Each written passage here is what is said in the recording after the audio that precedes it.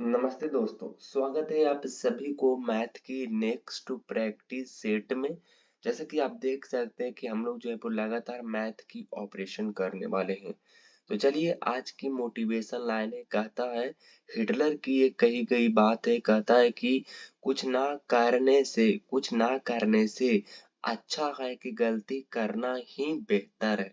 तो कुछ नहीं करने से अच्छा है कि आप गलती कर देती हैं, गलती कर दीजिए वही बेहतर है। आज की प्रश्न है, कहता है कि एक निश्चित धनराशि साधारण ब्याज पर 12 वर्षों में स्वयं की 3 गुनी हो जाती है, तो कितने वर्षों में स्वयं की 5 गुनी हो जाएगी। जैसा कि आपको पता होगा कि इसकी फॉर्मूला हम लोग जो है वो डायरेक्ट जानते हैं। कहता है कि एक निश्चित धन साधारण ब्याज पर 12 वर्षों में स्वयं की 3 गुनी हो जाएगी। स्वयं की 3 गुनी हो जाएगी, इसका मतलब है कि कहीं ना कहीं आपके पास जो है वो ब्याज दे रखा है, वो ब्याज कर रहा है, कहीं ना कहीं जो है वो 3 गुना हो जाता है। इसका मतलब ब्याज जो है वो आपका 200% है जी। और कितने साल में कर रहा है, तो आप कहेंगे 12 साल में कर रहा है जी। आप कहेंगे ठीक है। तो कहता है कि कितने वर्षों में स्वयं की 5 गुनी हो जाएगी। 5 गुनी का मतलब है कि वो कहीं ना कहीं 400% वो बोल रहा है, ठीक है जी। तो आप कहेंगे यहाँ से कितना गुना हुआ, तो आप कहेंगे यहाँ से आपका 2 गुना हुआ है जी। कितना, तो यहाँ से कितना गुना होगा जी, तो आप कहेंगे यहाँ से जो होगा वो भी आपका 2 गुना होगा। तो 2 गुना जब इसको हम करेंगे तो कितना होगा, तो आप कहेंगे 2 जो गुना जब करेंगे तो 12 दूनी के 24 हो जाएगा। और 24 जो है वो आपका इस क्वेश्चन का बिल्कुल सही जवाब हो जाएगा, ठीक है जी। चलिए अगला नंबर हम लोग प्रश्न की ओर चलते हैं। तो अगला नंबर प्रश्न है, कहता है कि अगला नंबर प्रश्न कहाँ से आएगा। अगला नंबर प्रश्न कहता है कि जैसे कि यहाँ पे देख सकते हैं कि अगला नंबर प्रश्न हमारे पास आ गया। कहता है कि एक एक अभाज्य संख्या यानी कि प्राइम नंबर कौन होती है। एक प्राइम नंबर होती है केवल खुद से तथा एक से विभाजित होता है, या तो इट सेल्फ यानी कि अपने आप से, या तो फिर एक से या तो फिर अपने एक और अपने आप से जो विभाजित होता है वही हमारा प्राइम नंबर होती है। तो आपका नहीं आपका ये सही होगा, और नहीं आपका ये होगा, और नहीं आपका ये होगा। कौन होगा सही जी, आप कहेंगे ये आपका जो होगा इसमें से इन दोनों अधिक भाजक होते हैं। क्या होते हैं, दोनों आपका जो होते हैं वो अधिक होते हैं। चलिए अगले नंबर प्रश्न की ओर चलते हैं। तो अगला नंबर प्रश्न हमारे पास है, ये देखिए क्वेश्चन है, काफी अच्छा है। कहता है कि एक व्यक्ति 15 पाउंड में एक घोड़ा खरीदता है। एक वर्ष के बाद वह इसे 20 पाउंड में बेच बेच देता है। एक वर्ष के बाद वह फिर से उसी घोड़े को 30 पाउंड में खरीदता है और उसे 40 पाउंड में बेच देता है। दोनों लेन देन पर उस व्यक्ति का कुल लाभ प्रतिशत कितना है। देखिए एक व्यक्ति 15 पाउंड में घोड़ा खरीदता है। यहाँ से देखिए 15 पाउंड में ये घोड़ा जो है वो आपका खरीदता और एक बरस के बाद उसे 20 पाउंड में बेच देता है। इसको जो है वो आपका 20 पाउंड में बेच देता है। एक बरस के बाद फिर से उसी घोड़ा को 30 पाउंड में खरीदा। अच्छा 30 पाउंड में खरीदा, तो खरीदने वाला है ना, हम लोग कर रहे थे। और फिर कहता है कि और उसे 40 पाउंड में बेच देता है। तो 40 पाउंड में उसको बेच देता है, यानी कि 40 पाउंड में ये हो गया। आप यहाँ से आप निकाल सकते हैं। तो आप कहेंगे यहाँ से आपका कितना हो जाएगा जी, आप कहेंगे यहाँ से आपका हो जाएगा जाकर के 45 आपका हो जाएगा, और यहाँ से आपका हो जाएगा 60 हो जाएगा जी। आप कहेंगे कितने की प्रॉफिट हुआ जी, आप कहेंगे कि यहाँ से आपका हुआ 15 की हुआ। कितने के ऊपर, आप कहेंगे 45 के ऊपर, और गुने में कितना हो जाएगा, गुना में आपके 100 हो जाएगा। अब यहाँ से काटा छांटी कीजिए, तब कहीं यहाँ से करिएगा तो आप कहेगा कि 15 तिहाई के कितना हो जाएगा 45, और 100/3 मतलब होती है आपका 33 पॉइंट आपका 33% होती है। कितनी, 33% आपका 33% होती है। चलिए चलिए इतना हो गया जी। अगले नंबर हम लोग प्रश्न की ओर चलते हैं। अगला नंबर प्रश्न है, कहता है कि किसी वॉशिंग मशीन का अंकित मूल्य 41,000 है। इसे 12% और 30% की दो क्रमिक छूट पर एक खुदरा विक्रेता को बेचता है। क्या जी, आपका खुदरा विक्रेता को बेचता है। खुदरा विक्रेता को बेचता है। खुदरा विक्रेता को बेचता है। खुदरा विक्रेता ग्राहक को 50% की छूट यानी कि इसे नए अंकित मूल्य पर देकर अपने क्रय मूल्य पर 25% का लाभ अर्जित करना चाहता है। तो उसे उसे वॉशिंग मशीन का अंकित मूल्य कितना होगा? देखिए क्वेश्चन काफी ज्यादा अच्छा है। इसका जो है वो आपका अंकित मूल्य बोले तो अंकित मूल्य यानी कि मार्केट प्राइस जो है वो आपका कितना है? आप कहेंगे वो जो है वो आपका कितना है? तो आप कहेंगे वो आपका 41,000 रुपया कितना हो जाएगा? 41,000 रुपया हो जाएगा। इसे 12% और 30% की दो क्रमिक छूट पर खरीदा खुदरा बिकता है। यानी कि आपका 41,000 सबसे पहले तो है कितना? 41,000 रुपये। तो 41,000 यहाँ पे लिखते हैं 41,000 रुपया। फिर आपका 12% और 30%। 12% मतलब हुआ कि 10 यानी कि 88% हुआ यहाँ पे अगर देखें तो। फिर यहाँ से अगर देखें तो 30% यानी कि यहाँ पर आपका 70% हो जाएगा। कितना? 70% हो जाएगा।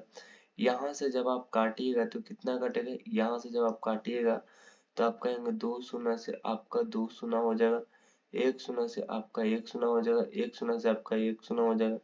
यानी कि यहाँ पे आपका जाकर के 41 और गुने में आपका हो जाएगा 88 और गुना में आपका हो जाएगा 7 हो जाएगा। ठीक है जी। हम्म ठीक है। अब इतना कहता है और छूट पर एक खुदरा विक्रेता बेचता है इतना रुपया हो गया। कहता है कि फिर विक्रेता को 50% की छूट देकर अपने क्रय मूल्य पर 25% का लाभ अर्जित करता है। 25% का लाभ का मतलब है कि कहीं ना कहीं 125 रुपए में माल को वो सेल कर रहा। इनके 50% छूट का मतलब है कि वो 50% में यहाँ पे दे रहा और 125% का मतलब है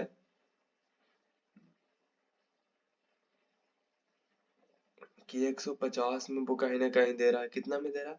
आप कहेंगे 125 में दे रहा है। यहाँ पे थोड़ा सा बस इरेज करना है। हाँ बस हो गया।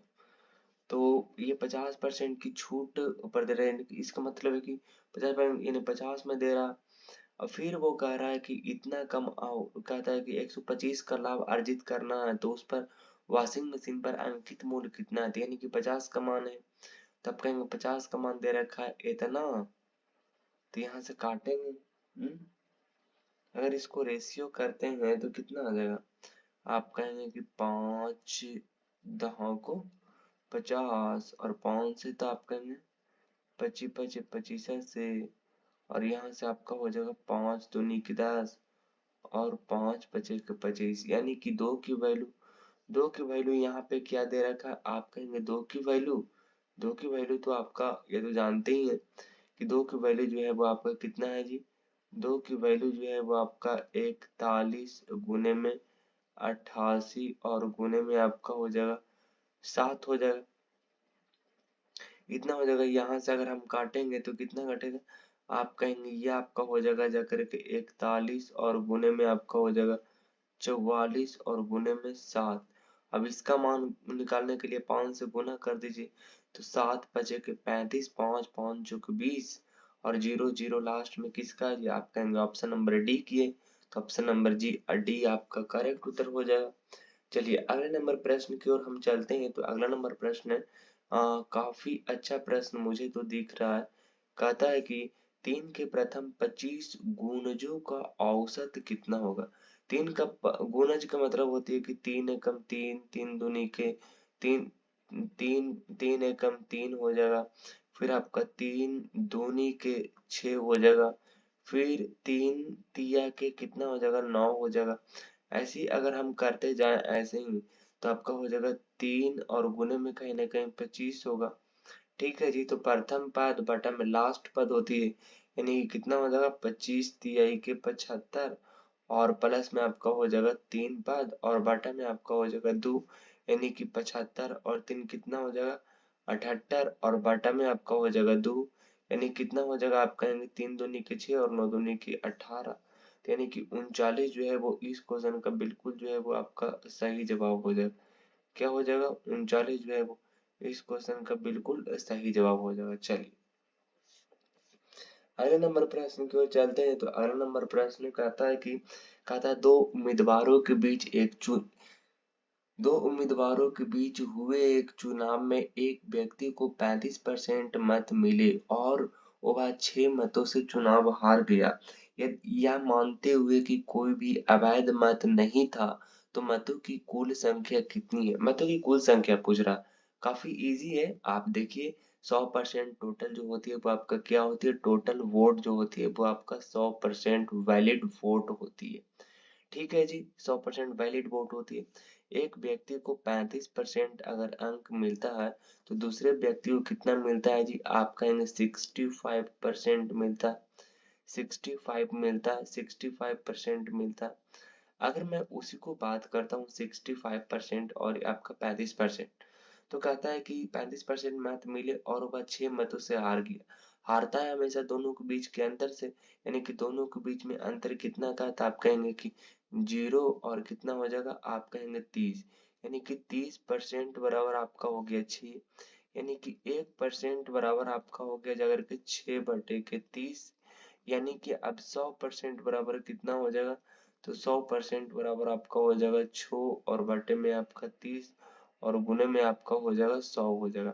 अब यहाँ से हम काटते हैं तो यहाँ से कटेगा तो कितना बन जाएगा?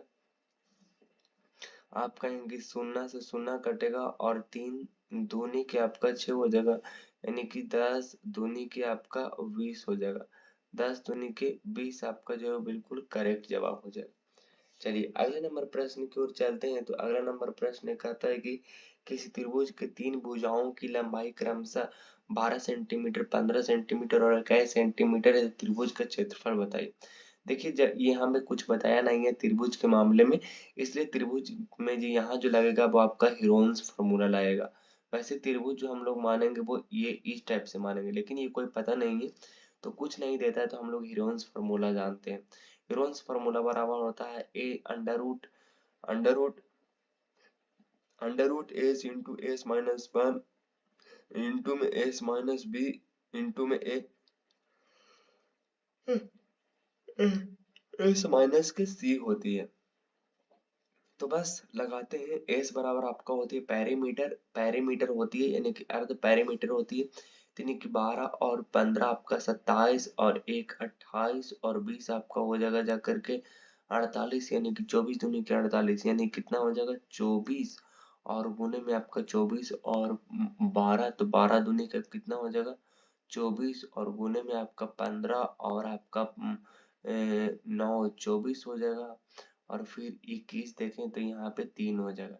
ये सब के सब आपका किस में होगा जी? आपका सब के सब जो होगा वो आपका अंडर रूट में होगा।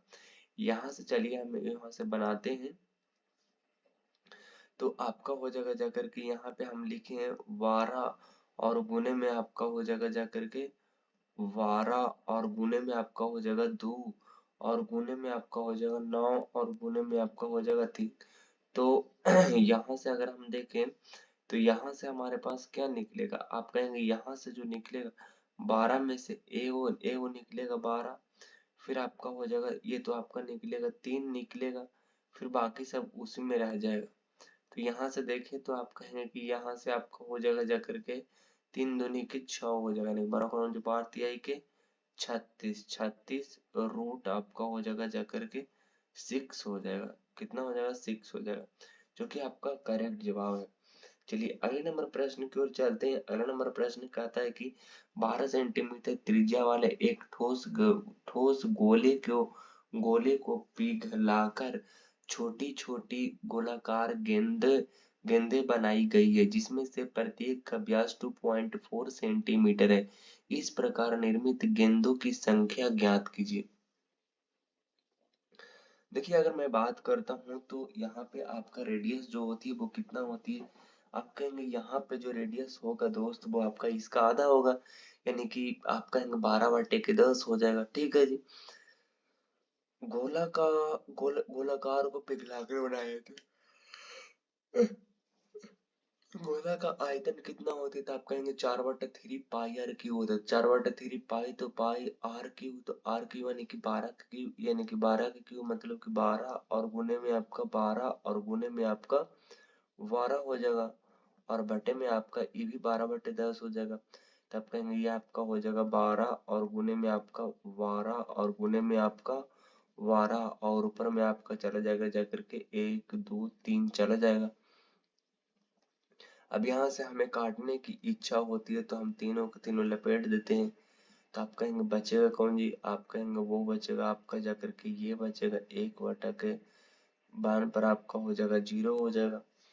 चलिए अगले नंबर प्रश्न की ओर चलते हैं। तो अगला नंबर प्रश्न कहता है कि एक नल एक टंकी को 1-2 घंटे में भर सकता है। एक रिसाव के कारण टैंक को भरने में 8.1/4 घंटे लगे। कितने समय में घंटों में कितने समय में यानी घंटों में रिसाव से टैंक का 30% हिस्सा खाली हो जाएगा? काफी अच्छी क्वेश्चन है। कहता है कि कोई एक नल ए है और कोई आपका जो है वो आपका ए और प्लस में आपका वी नल है, और लेकिन ये जो है वो आपका क्या है जी? आपका ये जो है वो आपका रेड है, यानी कि खाली करने वाला है। चलिए अगर मैं बात करता हूँ थोड़ा सा इसको, तो ये जो है 5 दूनी के 10 और एक आपका 11/2, और ये आपका हो जाएगा क्रिसाव के कारण 8 चौके 32 और एक 33 और बटे में आपका हो जाएगा 4। दोनों के एलसीएम लेते हैं। तो दोनों के एलसीएम लेने के लिए आप बखूबी जानते हैं दोनों के एलसीएम की। दोनों के एलसीएम जो है वो आपका हो जाएगा 11 तिहाई के 33 हो जाएगा 11 तिहाई के 33, यानी कि 3 दूनी के 6 और 33 से कहा 33 यानी कि 4, यानी कि इसकी क्षमता जो है वो आपका 6 है और इसकी क्षमता जो है वो आपकी 4 है। तो काफी अच्छा है। अब देखिए अगर मैं बात करता हूँ कि कितने समय में रिसाव से टैंक का 30% हिस्सा खत्म हो जाएगा? 30% निकाल लीजिए। तो आप कहेंगे ये 6 है तो ये आपका 6 हो जाएगा, तो यानी कि -2 हो जाएगा। तो 33 का आप कहेंगे कि 30% निकाल लीजिए, यानी कि 30%, और ये जो है वो आपका कितना परसेंट ये निकलेगा? तो आप कहेंगे ये जो है वो आपका यहाँ पे 4 है तो आपका 2 से भागा जाएगा, तो 2 यहाँ पे गुना कर देंगे तो क्या हो जाएगा? 2 से यहाँ से अगर गुना करते हैं तो यहाँ पर जाता है आपका 0 से आपका 0 हो जाएगा, फिर आपका 33 तिहाई के 99, 33 तिहाई के, ये आपका नीचे गुना होगा ना, 33 तिहाई के 99 और बटे में आपका हो जाएगा जाकर के 10 दूनी के 20 हो जाएगा। ठीक है जी, 10 दूनी के 99 बटे में आपका 20 हो जाएगा।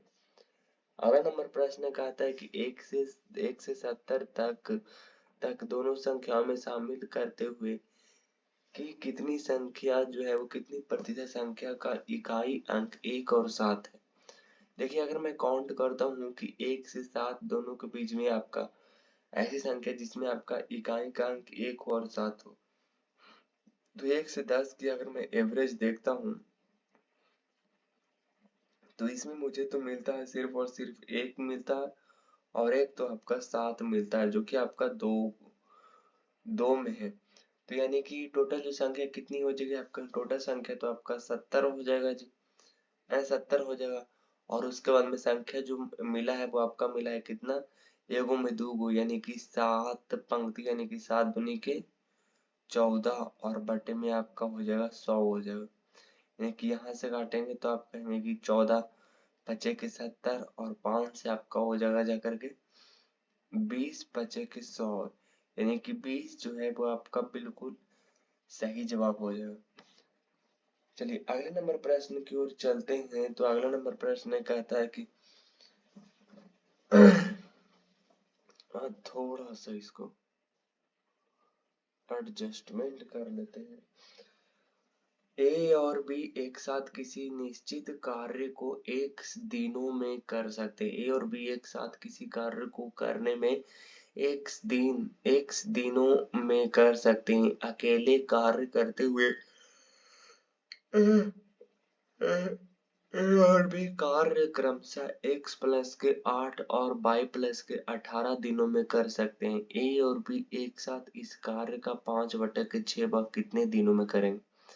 देखिए जब भी आपको ऐसा अगर क्वेश्चन आती है कि ए और बी एक साथ किसी निश्चित कार्य को x दिनों में कर सकती है और अकेले कार्य को करते हुए ए और बी यही कार्य क्रमशः x प्लस के 8 और x प्लस के 18 दिनों में कर सकता है, तो ए और बी एक साथ इस कार्य को 5/6 भाग कितने दिनों में करेंगे।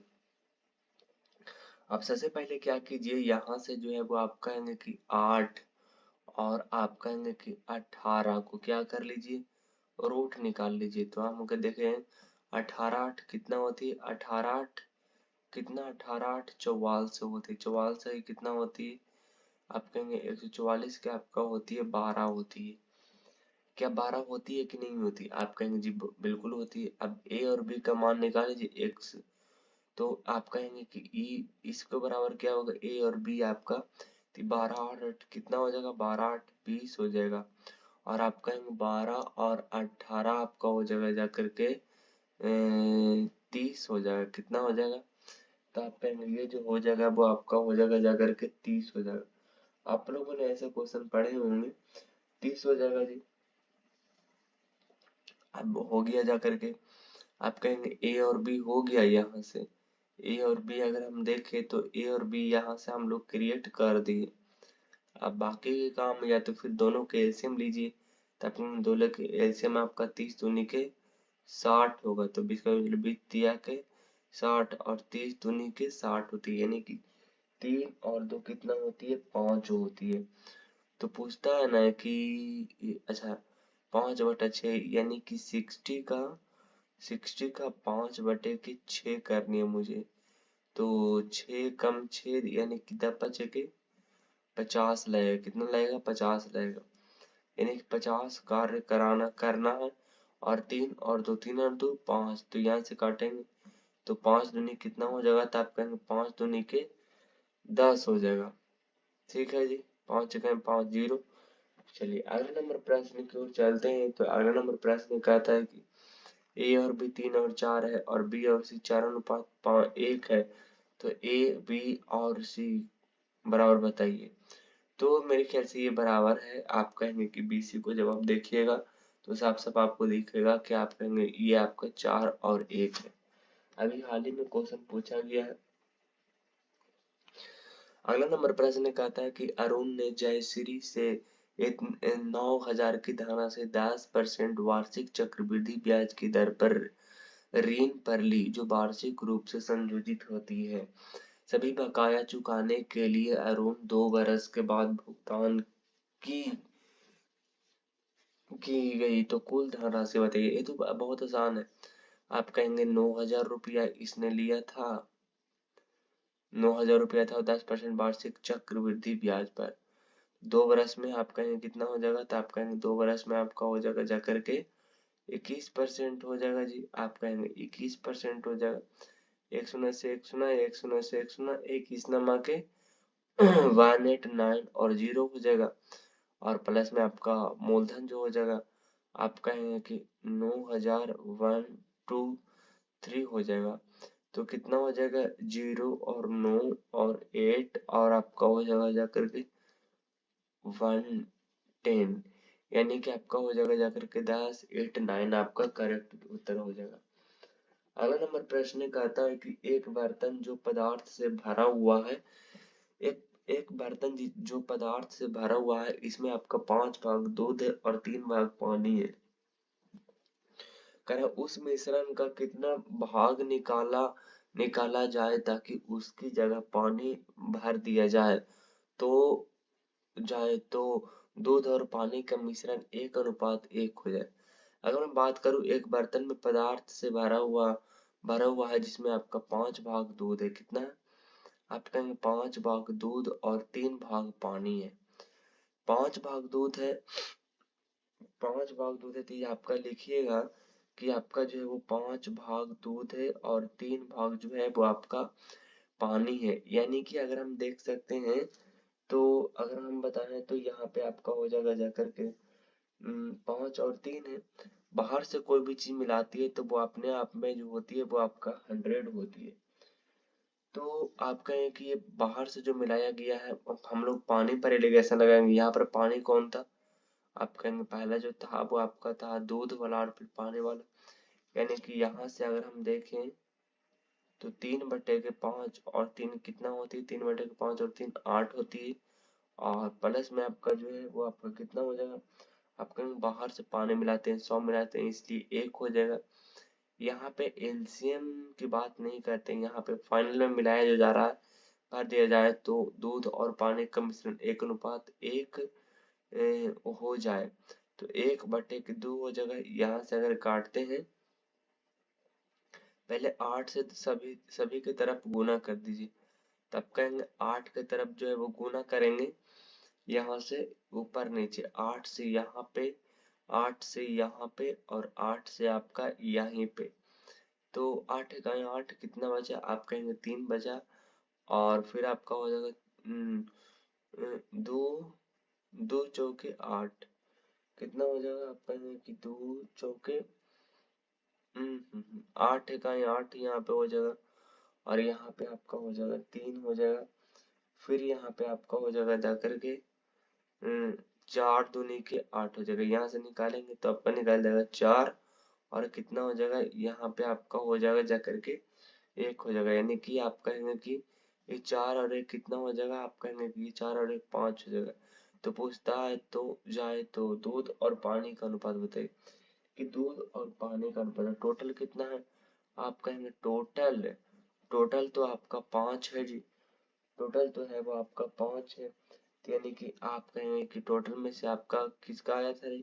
आप कहेंगे दूध और पानी मिश्रण 1 अनुपात इतना है, तो पदार्थ में इतना इतना, तो उस मिश्रण में कितना भाग निकाला चाहते कि उसके बाद ये आपका निकाला जाएगा कितना, आप कहेंगे ये निकाला जाएगा आपका 1/5 भाग जो है वो आपका होता है। अगला नंबर प्रश्न है, कहता है कि यदि एलसीएम 27 और एन बराबर में आपका 54 और से एचसीएफ आपका 27 एन 9 है तो एन का मान बताइए। एन का मान आप लोगों ने धर के देख लीजिए, बहुत ही आसान है। अगर 27 में अगर एलसीएम की बात करते हैं तो 27 और प्लस में कोई एक संख्या दीजिए, लेकिन एचसीएफ दीजिएगा अगर अलग अलग तो आपका गड़बड़ा जाएगा, इसलिए कौन होगा जी, आप कहेंगे ऑप्शन नंबर में होगा, एक बार धर के देखिएगा। अगला नंबर प्रश्न कहता है कि एक्स वाई एक नदी में दो बिंदु है, एक्स और वाई नदी में दो बिंदु है। यहाँ से देखिए एक्स और आपका वाई जो है वो आपका नदी में आपका जो है वो आपका दो बिंदु है। यहाँ से थोड़ा सा हम कलर चेंज करते हैं, दो बिंदु है, कहता है कि पी और क्यू सीधी रेखा, पी और क्यू जो है वो आपका पी बिंदु पी और क्यू सीधी रेखा एक्स और वाई के 3 बराबर भागों में विभाजित करता है। अच्छा ओ तरीके ये 3 भागों में विभाजित करता है, ऐसा पी क्यू में विभाजित करता होगा, यहाँ पे आपका पी क्यू में पी और क्यू में करता होगा, ये और आपका जो है वो ये 3 भाग हो गए। यदि एक्स वाई के अगर एक्स जो यदि एक्स जो है एक्स वाई के साथ बहती है और एक नाव द्वारा एक्स से क्यू और वाई से क्यू तक जाने में लगने वाला समय का अनुपात 4:5 है, तो धारा के अनुकूल नाव की गति और नदी की धारा की गति का अनुपात बराबर है। अगर मैं बात करता हूँ कि यहाँ पे जो कार्य ये कहता है कि बिंदु P और Q जो है ना वो सीधा x और y को 3 बराबर भागों में विभाजित करता है, और यदि x y जो है x y के साथ बहती है, x जो है x y की तरफ जो है वो बहती है, तो x y के साथ बहती है और एक नाव के द्वारा x से बाई और बाई से क्यू, बाई से आपका क्या बोलते हैं, बाई से आपका जो है वो जाने में आपका लगेगा, यह समय का अनुपात 4:5 है, तो धारा के अनुकूल की गति बताइए। यहाँ से देखिए अगर मैं बात करता हूँ तो यहाँ से आपका दूरी न हो जाएगा, तो यहाँ से आपका हो जाएगा जाकर के विपरीत दिशा, कहीं ना कहीं विपरीत दिशा है, कहीं ना कहीं ये है, तो विपरीत दिशा की अगर मैं बात करता हूँ तो विपरीत दिशा प्लस में इस सब की दूरी जो है वो आपका समान है। यहाँ पे सबका दूरी जो है वो आपका समान है। तो दो ही में तो है, एक और दो और तीन, तीन में। तो कहता है कि पी और क्यू सीधी रेखा एक्स और वाई के तीन बराबर भागों में बहती है। यदि एक्स वाई के साथ बहती है, एक्स जो है वाई के साथ बहती है और एक नाव धारा एक्स से क्यू तक, एक्स से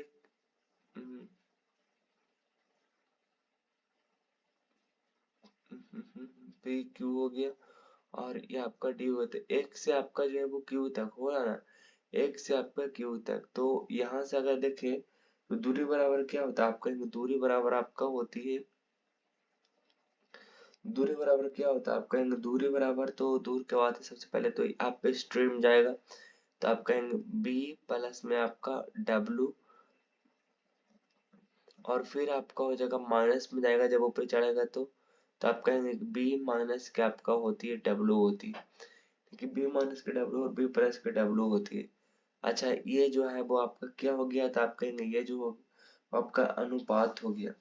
अगर मैं देखता हूँ तो आप कहेंगे कि ये आपका यहाँ से यहाँ चला, फिर यहाँ से यहाँ चला क्यू तक, तो आपका 2D चला, 2D चला जो आपका क्या हो जाएगा, 2D के बाद आपका रेशियो दिया हुआ है यहाँ पे 4 दिया हुआ, कितना 4 दिया हुआ, और फिर आपका जो है वो अनुपात लाएगा जाकर के आपका फिर आपका लाएगा जाकर के यहाँ पे तो आपका डी है क्योंकि एक ही बार बोला है, और इसका अनुपात आपका है जो है आपका 5 है। चलिए अब b plus W B minus W हमारे पास आ गया। अगर हम इसको d से d खत्म करना चाहें और दो से दो दूनी के 4 खत्म करेंगे तो b प्लस डब्ल्यू नहीं आएगा। b बराबर आपका आ जाएगा जाकर के 5 और 2 7, और b माइनस डब्ल्यू आपका डब्ल्यू बराबर आपका हो जाएगा कितना, आप कहेंगे डब्ल्यू बराबर दोनों में घटा दीजिए, यानी कि आप कहेंगे कि ये आपका हो जाएगा डब्ल्यू, आप कहेंगे कि ये आपका डब्ल्यू जो हो जाएगा वो आपका वाटर वाला आपका हो जाएगा 3 हो जाएगा।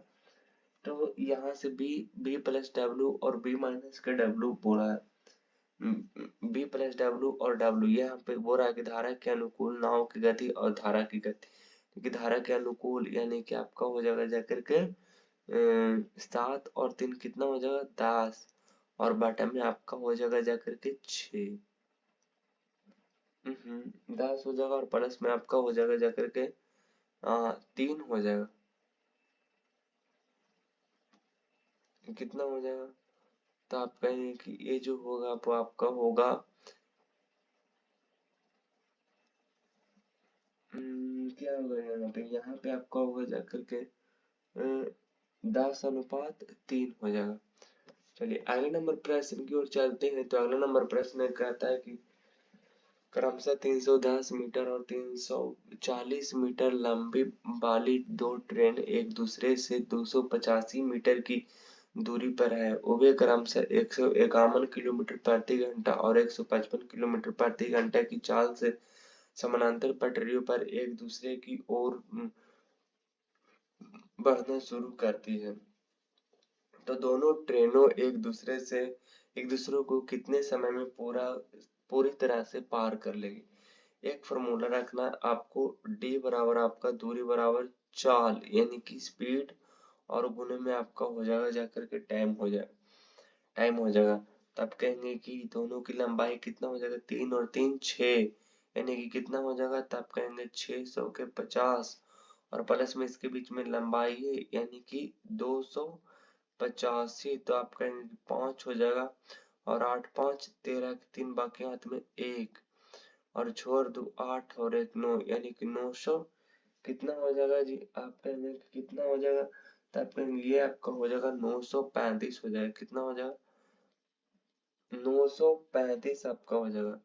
बराबर में आपका हो जाएगा जाकर के आपका हो जाएगा बराबर में क्या हो जाएगा जी, आप कहेंगे बराबर में तो आपका जाकर के हो जाएगा दूरी बराबर चाल, तो चाल कितना हो जाएगा 151 और 155, तो आपका 1 200 201 305 हो जाएगा, नहीं 305 और एक 6, यानी कि 300 के आपका 6 हो जाएगा, 300 के 306। और इसको मीटर में हम बनाएंगे तो 5/18 से गुना करेंगे और बटा में आपका टी रहेगा। 18 से काटते हैं इसको। आप कहेंगे जब इसको आप काटिएगा तो आपके पास जो बचेगा 18 इकाई कितना हो जाएगा, 18 इकाई 18 और 10 दोबारा 18 सत्ते 26 से 17 17 17 17 बचे 17 छक्का 2 10 17 बचे के 85, 5 और 3 17 बचे के 85, यानी कि 55 कितना हो जाएगा जी। आप कहेंगे ये आपका हो जाएगा जाकर के 55 हो जाएगा। और फिर आपका 5 से काटेंगे तो आप कहेंगे 11 बार में ये खत्म हो गया। तो आप कहें कि आप कहें कि ये आपका दूरी बराबर कितना आ गया, तो आप कहेंगे वो आपका आ गया 11 सेकंड आ जाएगा। कितना आ जाएगा, 11 सेकंड। अगला नंबर प्रश्न कहता है कि राजू ने 7,800 रुपये की आपका फिक्स डिपॉजिट में जमा किए, जिस पर उसे 10% साधारण ब्याज मिलेगा। हर दूसरे साल के बाद अपनी ब्याज आय को डिपॉजिट में बदल देगा। चौथा साल उसे व्यापार के रूप में कितना पैसा होगा। तो आप कहें कि बस कह रहा है ना कि यहाँ पे कुछ नहीं करना है। 7,800 रुपया उसने फिक्स डिपॉजिट कर दिया और जिस पर 10% का साधारण ब्याज लगेगा, दूसरे बरस के साल में अपनी ब्याज आय को डिपॉजिट में बदल देगा। तो चौथे साल उसे ब्याज के रूप में कितना पैसा देगा। आप देखिए कि 7,800 रुपया फिक्स डिपॉजिट करवाया तो इसको 2 साल के लिए ब्याज कितना हो जाएगा। आप कहेंगे 1 साल में 10%, 2 साल में आपका हो जाएगा कितना, 20% हो जाएगा। तो अगर देखें तो आप कहेंगे कि 7,800 और इसका 20% कितना हो जाएगा। तो आप कहेंगे 20 पचे के 100 हो जाएगा और 5 इकाई 5 और 2 5 पचे के 25 3, तो 5 छक्का के आपका 30, यानी कितना हो जाएगा। आप कहेंगे ये हो जाएगा आपका 156 हो जाएगा। कितना, 1 5 6 और आपका कितना हो जाएगा, ये आपका 0 हो जाएगा। ठीक है जी।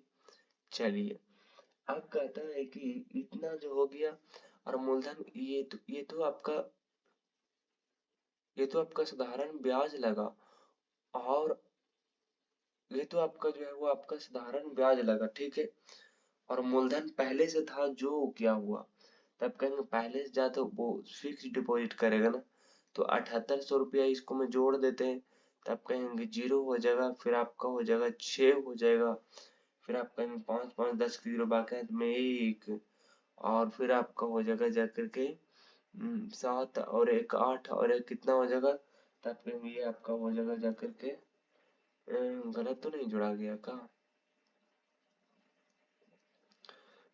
यहाँ पे आपका हो जाएगा जाकर के 6 न है, तो यहाँ पे आपका हो जाएगा जाकर के 1560 न था, 1560 और 7,800, तो यहाँ पे आपका हो जाएगा 0 तो होगा।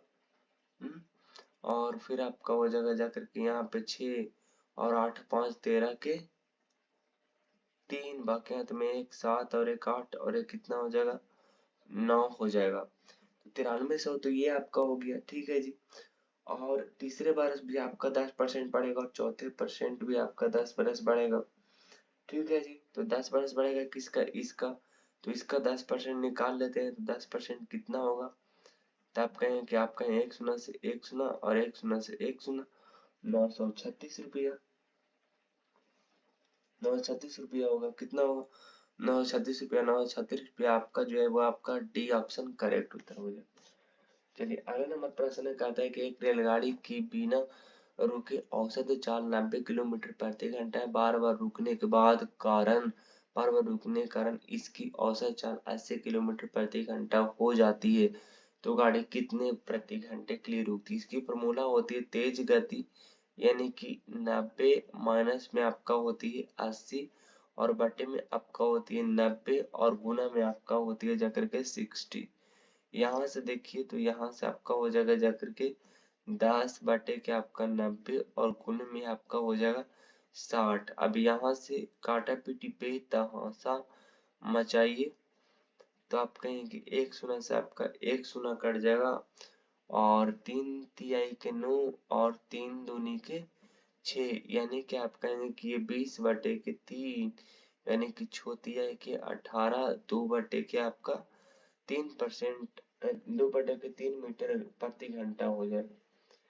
अगला नंबर प्रश्न कहते हैं कि x पर पावर m प्लस में n इंटू में आपका m माइनस, ये जो इसका तो फॉर्मूला ही होती है, x बराबर क्या होती है m प्लस में n और m माइनस में n, तो आप कहेंगे कि m स्क्वायर माइनस में आपका n स्क्वायर होती है।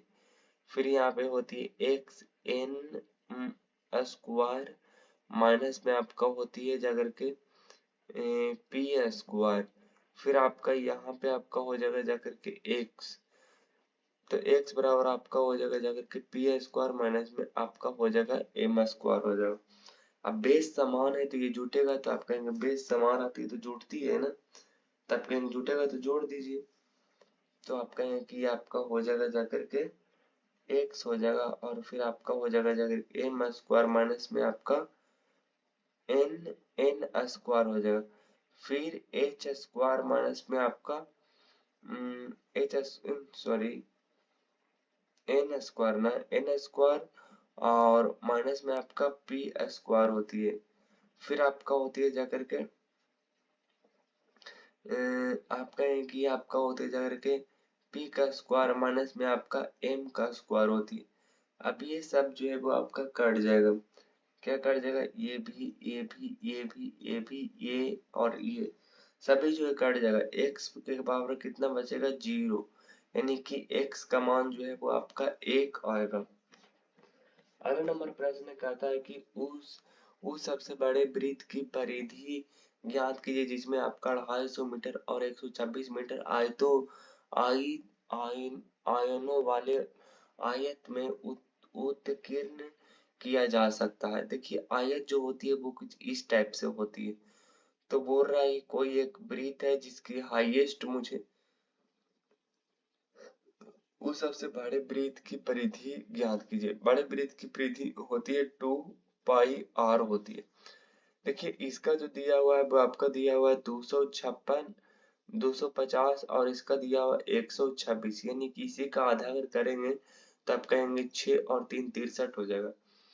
यहाँ से 2 गुने में आपका होती है 22/7 और गुने में r का मान कितना हो जाती है 63 हो जाती है। यहाँ से अगर हम काटें तो आपका कट जाएगा जाकर के 7 नमक 63, 9 दूनी के 18, 18 दूनी के 36, यानी कि लास्ट में 6 वाला ऑप्शन नंबर बी आपका करेक्ट उत्तर हो जाएगा।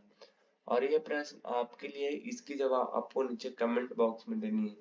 बाकी मुलाकात होगी नेक्स्ट वीडियो में नेक्स्ट टॉपिक है, तब तक के लिए ऑल द बेस्ट, जय हिंद, वंदे मातरम।